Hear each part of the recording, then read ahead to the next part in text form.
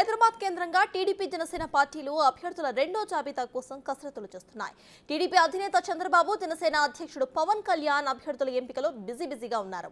BJP కోరిన చోట్ల కాకుండా మిగిలిన జాబితా ఈ వారంలో ప్రకటించేందుకు ప్రయత్నాలు చేస్తున్నారు. ఓవైపు అసంతృప్తులతో బుజ్జగింపులు, మరోవైపు అభ్యర్థుల ఎంపికపై ఆశావాహులతో భేటీలు నిర్వహిస్తున్నారు. అభ్యర్థుల ఎంపిక బాధ్యతలు ప్రశాంత్ కిషోర్ చూస్తుండటంతో ఆయనతో సైతం భేటీలతో చంద్రబాబు తీరిక లేకుండా గడుపుతున్నారు.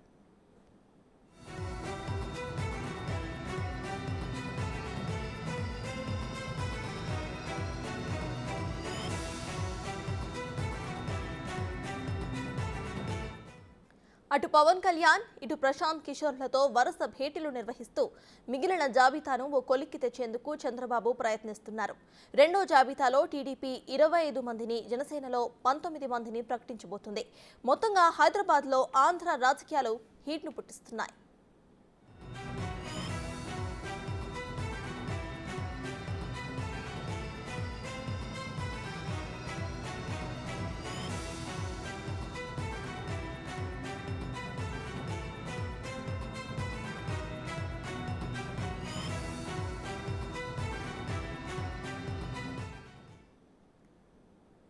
ఇదే విషయంపై పూర్తి డీటెయిల్స్ మా ప్రతినిధి శివ అందిస్తారు. శివ, చెప్పండి, రెండో జాబితా కోసం కూడా ఇటు టీడీపీ మరియు జనసేన పార్టీ ఇరు పార్టీలు కూడా అటు కసరత్తులు చేస్తున్నట్టు తెలుస్తోంది. ఇక పీకే దీంట్లో మొత్తం కూడా హ్యాండిల్ చేస్తున్నట్టు తెలుస్తోంది. సో ప్రజెంట్ దీనిపై మీ దగ్గర ఉన్న అప్డేట్స్ ఏంటి?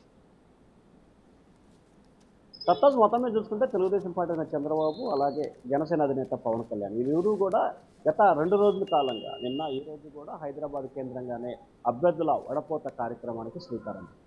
ఒకవైపు టికెట్ రాని వారిని బుజ్జగిస్తూనే మరొక వైపు కొత్తగా ఆశావాహులతో ముఖాముఖి నిర్వహిస్తూ ఎక్కడ ఎవరు పోటీ చేస్తారని చెప్పి కూడా చర్చలు జరుపుతూ, ఇంకొక వైపు పార్టీ ప్రతినిధి బృందంతో సమావేశాలు, ఐవీఆర్ఎస్ సర్వే నివేదికలు చేస్తూనే చంద్రబాబు బిజీగా గడుపుతున్న పరిస్థితి కనిపిస్తుంది.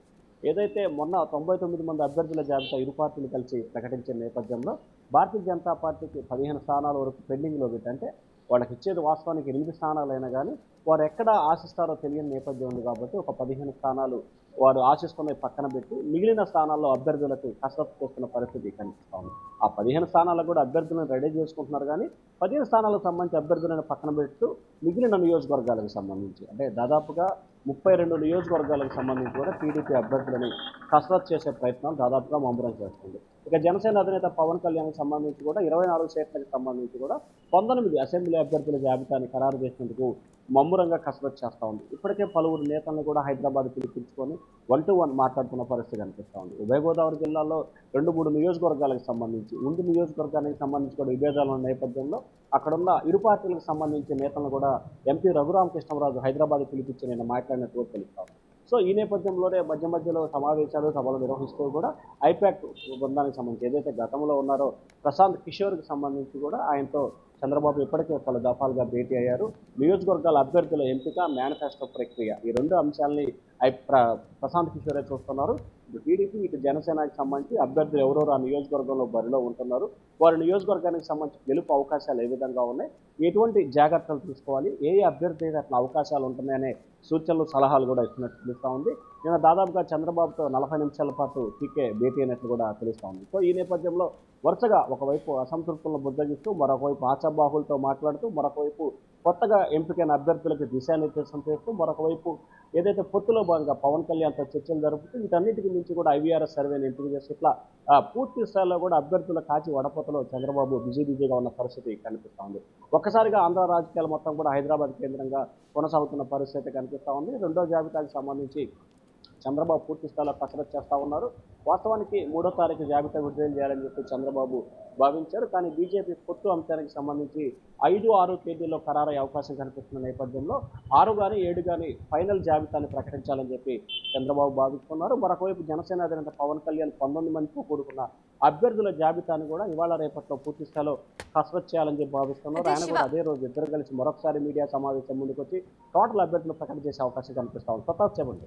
శివ, గతంలో రిలీజ్ చేసిన ఈ ఫస్ట్ జాబితాలో అయితే జనసేన పార్టీకి అన్యాయం జరిగింది, చాలా తక్కువ సీట్లు కేటాయించారని కూడా అప్పుడు ఆరోపణలు మనకు వినిపించాయి. అయితే ఈ రెండో జాబితాలో అంటే కొంచెం ఈక్వల్ షేరింగ్ అనేది ఉండొచ్చు అనుకోవచ్చా? ప్రధానంగా చూసుకుంటే జనసేనకి సంబంధించి ఓటింగ్ శాతం, ఓటింగ్ పర్సెంటేజ్, అభ్యర్థుల బలాబలాలు, గెలుపోవటములు చాలా ప్రామాణికం.